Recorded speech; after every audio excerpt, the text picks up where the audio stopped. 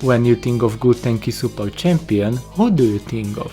I think of Sion, or well, one of my favorite lanes, just two dudes throwing sparkly things at you 24/7. After 4 minutes of mentally hurting my opponents, I decided to finally hit my first Q, causing everybody to freak out from experiencing Miracle and use all summoner spells. But that wasn't enough for Parkour Boy, who decided to dive me, resulting in everybody flashing in place and killing me. After reviving after being revived, I had big decision to make. Will I carry or be carried? Then I remembered that my mother raised coward and chose accordingly. Being professional at this game, I decided to roam mid as all professional supports do, and I took revenge on Parkour Boy, sacrificing only one armadillo in process. Then we got visit from all our aunties, which made Ezreal bite into his tongue so he doesn't write in all chat shortcut of his name. He evidently didn't bite hard enough.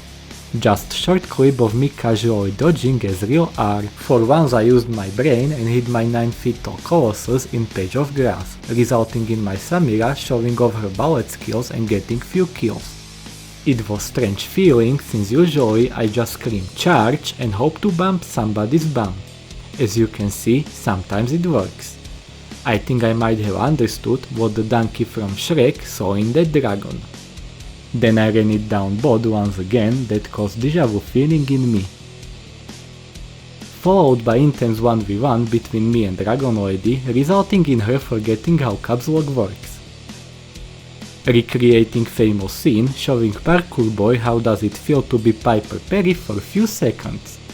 I would like to give you some commentary about this part, but it's pure mess. Anywho, look at me dying like total noob. As you can see, my team is a big fan of gambling their lives, but luckily we won this dragon fight, costing us only inhibitor. Rammus went all in, thinking speed is everything, just like any boy who got to smash for first time, and as such, he died a hero. And then there is me. As I said, then there is me. After ATTRIBUTION sacrificed his life for our sins while taking lives of 2 dogs, we decided to go for Baron Nashor. At first we almost all died to fire magic, but then we did the Wombo Combo nonsense and aced them, as if they were elementary school tests from a religion class. Now our adepts for most tragic gameplay. Option A, Rammus ulting out of Yorick cage while his team is 2 pixels away. Option B, me ulting into Yorick wall.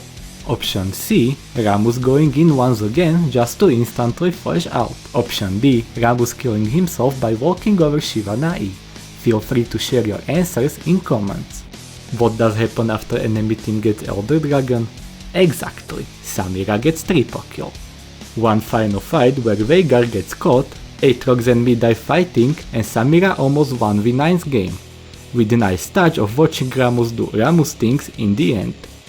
By the way, you beauties watching this video, don't you have some spare likes or subs for this poor man? It would be appreciated. Now moving on to second game, we begin with quick course of English in lobby. Warwick decided to do everything in his pink power to initiate invade, just to reveal he took his Q first to really help invade out. It was very anticlimactic invade. My team ended up randomly getting first blood in their jungle that led to everybody showing off how simple-minded we all are. Sometime later Ashe decided to use power of overstaying, and despite all my effort to be super B support, flashing to block Morgana Q with my big head, she still surprisingly dies, leaving me to die due to my urges to end Kai'Sa. Then Katarina decided to pull out some teleportation ninjutsu and throw their whole team on my face, resulting in me realizing that there is a limit to how many butts my face can handle. But as they say, what you wouldn't do for a team. As I decide to try out Sion in another not designed role, my mid laner decides to foreshadow how this game is going to go. Do you know that feeling when world gives you hints about what you should do next? In my case, it were pings of my Ashe, as your ADC is your world in this game. Just to be questioned for following orders, and Ashe showing me what exactly does Morgana's Borg shield do. This time my urges to finish off Kai'Sa were not fulfilled. As you see your Ashe miss her one spell for 5th time during game, you might think that the game is lost. But then she proceeds to show you effects of steroids she has been taking. Katarina made an excellent decision to throw one dagger at 4 people, resulting in our whole team being wiped out. Innovative use of teleport. Lesson for today: we all can choose where we die. Me and Wolfie used our big brains and used enemy team greed to our advantage, resulting in what some of you may call comeback. Or at least hope for one. I don't want to brag, but I feel like I am the only one who did something this fight. That feel when somebody's brain lags so much that it makes your brain lag as well.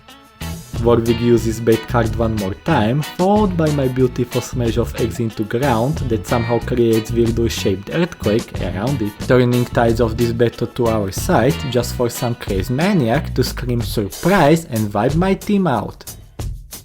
At this point you might think that killing Big Doggo for free will win us the game, but then enemy team decides to do truly gold play and focus support. Also, is there anything sadder as watching Warwick in late game? Anywho, that's how they finally ended our suffering. I leave you Johnny-less for now.